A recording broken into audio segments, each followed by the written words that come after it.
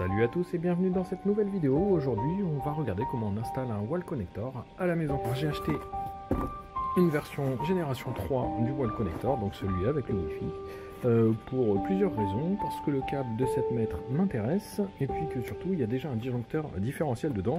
Et donc ce qui fait que pour notre installation il suffit simplement d'avoir un simple disjoncteur 40 ampères. Pourquoi après 5 ans de possession de Tesla je passe seulement le pas pour mettre un chargeur rapide?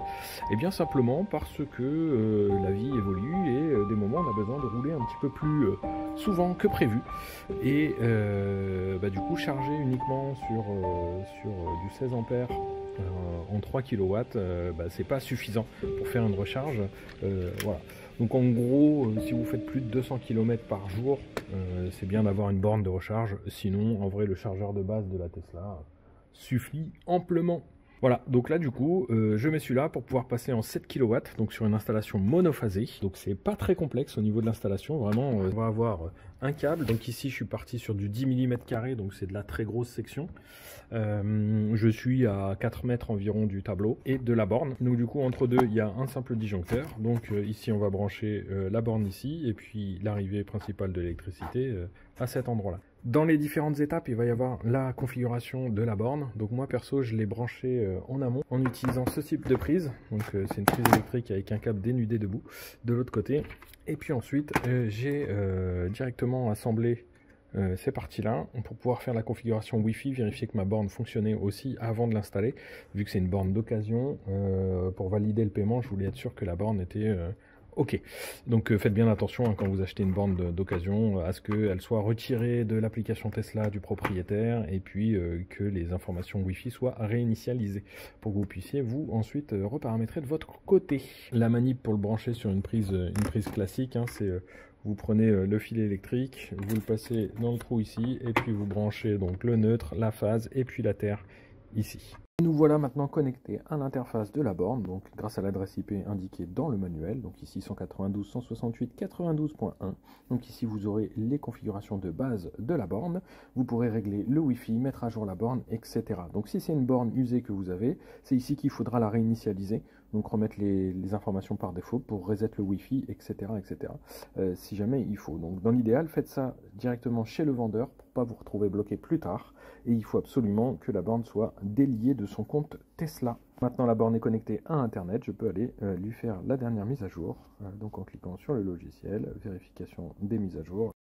Mise à jour possible à faire, donc on clique sur installer et là la borne va se mettre à jour toute seule. Et du coup il nous reste à paramétrer la borne, donc lui dire qu'on est en France, qu'on est sur une prise qui va être connectée en 32 ampères avec une surveillance de disjoncteur et ensuite on enregistre.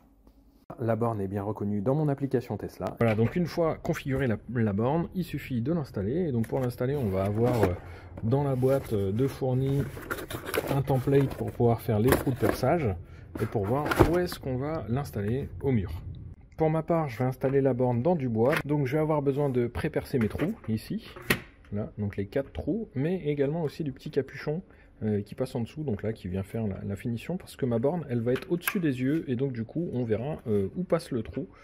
Et donc je pense que je vais percer ce petit trou là et puis refaire passer dans le câble ici de 10 mm².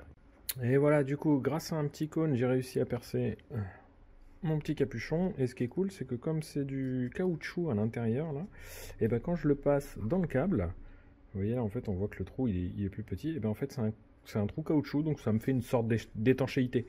Même si ça va être branché à l'intérieur, c'est pas forcément utile, mais c'est toujours bon à avoir. Mon câble est prêt, donc j'ai passé le petit embout, j'ai dénudé les trucs, et puis il n'y a plus qu'à aller mettre sur la borne. Donc voilà, donc là vraiment c'est du 10 mm², normalement il faut mettre pour ma longueur du 6 carré, mais comme on dit qui peut le plus peut le moins, je préfère mettre du 10 comme ça au moins.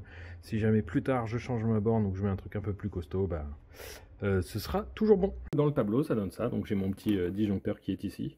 Donc connecté par le dessous j'ai ma borne, donc le câble qui monte jusque là-haut pour se connecter à la borne. Et puis ensuite par le dessus du disjoncteur, donc j'ai de l'électricité qui part sur la droite et la gauche pour aller récupérer le général. Voilà, voilà. On m'a dit de faire un beau câble management, donc du coup j'ai un beau câble qui passe. Et puis on m'a dit aussi surtout ne mets pas la borne à portée des enfants, du coup je l'ai posé là-haut. Je trouve ça pas trop mal. Donc la suite c'est trouver une bonne goulotte qui va là-bas parce que ça rentre plus avec le câble du pont. Et puis du coup ensuite faire un super système pour faire un câble management du tonnerre. Le bordel a retrouvé sa place. La borne elle est cachée. Les fils ils sont là. Maintenant plus qu'à rentrer la voiture. Et puis à tester ça. Et là la bête est rentrée. On va tester le câble. Les petits boutons. Let's go. Et on enfonce la prise comme il faut. Yes. Donc du coup là ça va rester bleu parce que je me suis mis en heure creuse, heure pleine. Donc du coup la voiture ne rechargera pas avant cette nuit. Et donc le câble est comme ça. Donc pour l'instant c'est pas bien de faire ça. Faut jamais laisser un câble enroulé quand on tire beaucoup d'électricité. Donc la voiture ne va pas charger comme ça. Je vous prépare un truc un petit peu plus sympa pour la gestion du câble là-haut. Et ça, ce sera dans un autre épisode.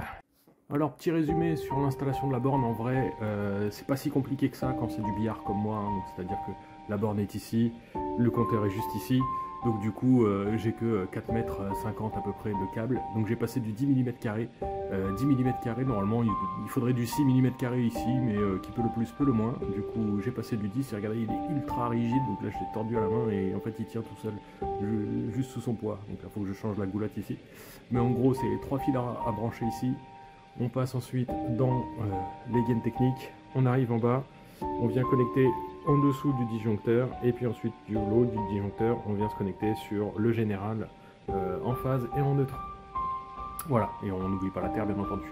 Donc en gros, c'est une installation qui n'est pas compliquée si on se sent à l'aise. Par contre, si c'est de l'électricité, vraiment faites gaffe. Si jamais vous avez peur ou vous ne sentez pas en confiance, vraiment faites appel à un pro. Faites pas comme moi. Donc j'avais un souci avec cette borne là, c'est au niveau de la norme IRSE je crois, ou IRSE, je sais plus. Bref, en fait cette borne là elle a été retirée de la vente parce que au bout de son chargeur, c'est-à-dire ici, il n'y a pas de détrompeur, on peut accéder directement au fil. Sauf qu'en fait quand la borne n'est pas en charge, il n'y a pas de jus qui passe là-dedans. Mais quand bien même ça suffit pour que la norme fasse sauter le wall connector. Mais j'ai quand même voulu en installer un parce que du coup ça me faisait économiser un différentiel. La borne est quand même une des moins chères qu'on peut trouver sur internet. Et puis surtout là avec deux Tesla, le petit bouton c'est quand même un petit plaisir sympa. Donc voilà, donc il me reste à nettoyer cette voiture parce que la météo fait que c'est plutôt agréable en ce moment, et puis à trouver un super système d'accroche au plafond, mais ça ce sera pour une prochaine vidéo.